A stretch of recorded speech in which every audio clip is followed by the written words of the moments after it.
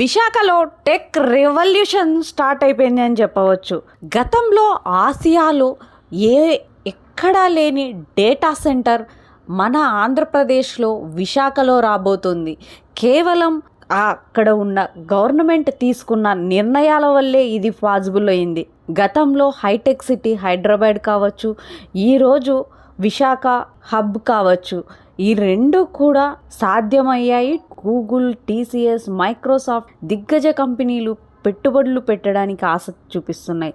అందులో Google data centre $15 billion invest చేస్తున్నాయి. Google data AI సెంటర్కు గతంలో మనకు ఏదన్నా టెక్నాలజీ అందాలంటే కాస్త లేట్ అయ్యేది. ఇకపైన డేటా సెంటర్ ఇక్కడ ఉండడం వల్ల అప్డేట్ వర్షన్లో కానివ్వండి, ఏఐలో తిరుగులేని మార్పుల్ని కూడా మనం చూడవచ్చు. ఈరోజు Google CEO Thomas Kurian Google cloud CEO announce చేయడం జరిగింది.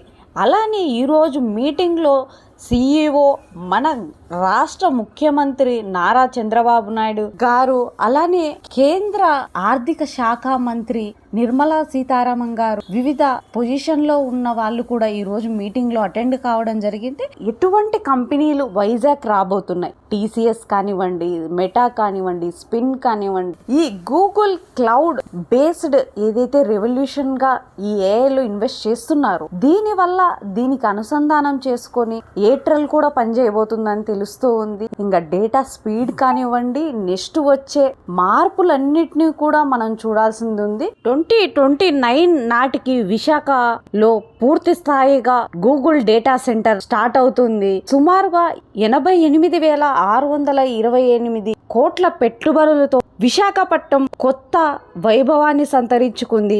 అక్కడ ఎన్నో వేల మందికి ఇవి జాబ్లు ఇవ్వబోతున్నాయి. ఈ కంపెనీలన్నీ కూడా అక్కడ ఉన్న ఆర్థిక వ్యవస్థను పెంచబోతుంది. ఆంధ్రప్రదేశ్ రాష్ట్రానికి కూడా మంచి ఇన్వెస్ట్మెంట్, మంచి ప్రాఫిట్స్ కూడా అందుతాయి. ఈ కంపెనీలన్నీ ఒక్కసారి ఇన్వెస్ట్ చేయడం స్టార్ట్ అయితే వైజాగ్లో అభివృద్ధి అనేది గతంలో ఎలా అయితే హైదరాబాద్ అభివృద్ధి చెందిందో అదే విధంగా ఈ కోస్టల్ ఏరియాలో గొప్ప అభివృద్ధి చెందుతుందని ఎంతో మంది శాస్త్రవేత్తలు ఇప్పటికే చెప్పారు. అదే మాదిరిగా కూడా గవర్నమెంట్ పాములు కలిపింది. ఏఐలో డిజిటల్ రంగంలో ఇది కొత్త నాంది అని చెప్పవచ్చు. చంద్రబాబు నాయుడు గారు స్పెషల్ గా మనం నోటీస్ చేయొచ్చు. ఏ టెక్నాలజీ వచ్చినా ఆయన ఆ టెక్నాలజీని స్వాగతిస్తారు. ఆ టెక్నాలజీ డెవలప్మెంట్ పైకి అడుగులు వేస్తారు. గత ప్రభుత్వం మాదిరి టైం వేస్ట్ చేయరు. అందుకనే చంద్రబాబు నాయుడు పాలన ప్రతి ఒక్కరు కూడా కోరుకుంటున్నారు. ఈ రోజు ఈ టెక్నాలజీస్ వల్ల ఎంతో మంది నిరుద్యోగ యువతకు లక్షలలో జాబులు వస్తాయి. ఆ జాబులన్నీ కూడా రేపటి భావి భవిష్యత్తులకు చాలా ఇంపార్టెంట్.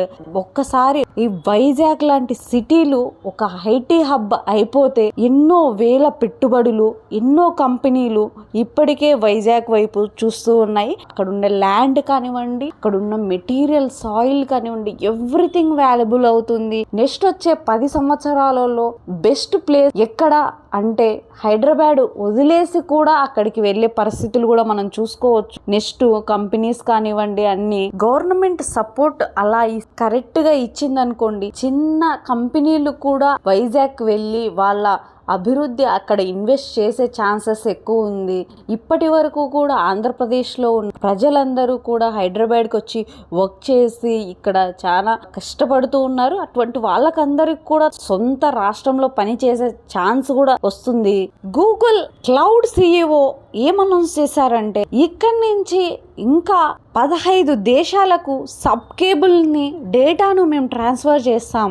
అంటే ఎక్కడెక్కడ దేశాలలో ఉన్న విషయాలు కూడా అప్డేట్స్ కూడా ఈజీగా తెలిసే ఛాన్సెస్ ఎక్కువగా ఉన్నాయి. మన గవర్నమెంట్ కానివ్వండి, మన ఆర్థిక వ్యవస్థకు కానివ్వండి. మోడీ గారితో ఫోన్ కాల్లో మాట్లాడారు సుందర పిచ్చయ్య. ఆయన మన భారతదేశానికి చెందిన వ్యక్తి.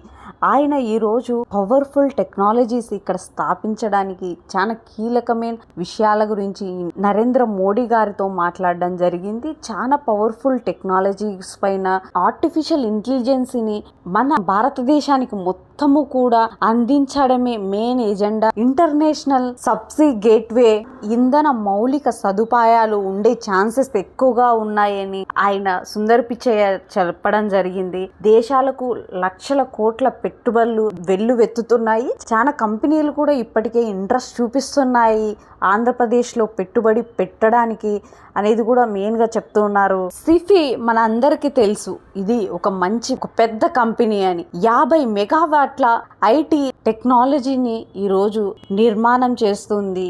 దానికి ఆదివారం భూమి పూజ కూడా చేయడం జరిగింది.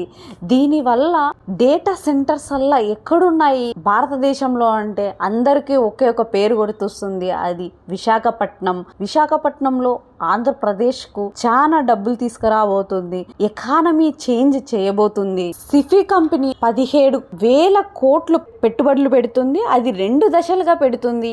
డేటా సెంటర్ ను డెవలప్ చేయబోతుంది. ఈ సిఫీ కంపెనీ కూడా మెయిన్ గా దేని మీద ఫోకస్ చేస్తుందంటే ఆర్టిఫిషియల్ ఇంటెలిజెన్స్ పైన ఫోకస్ చేస్తుంది. అటువంటి టూల్స్ రాబోతున్నాయి. ఆ టూల్స్ వల్ల మన దేశం మొత్తము కూడా యూజబిలిటీ అనేది పెరిగిపోతుంది. అలానే కాస్ట్ కూడా తగ్గే ఛాన్సెస్ ఉంటాయి మనకు కంపేర్ టు అన్ని దేశాలకు చూసుకుంటే. ఇక్కడి నుంచి కూడా మనం ఆపరేషన్ సక్సెస్ఫుల్గా చేయగలిగితే ఈ సిఫీ లాంటి టీసీఎస్, మెటా, గూగుల్ ఈ దిగ్గజ కంపెనీలు ఈ పెట్టుబడుల వల్ల ఆంధ్రప్రదేశ్ ఒక రూపురేఖలు మారబోతున్నాయి.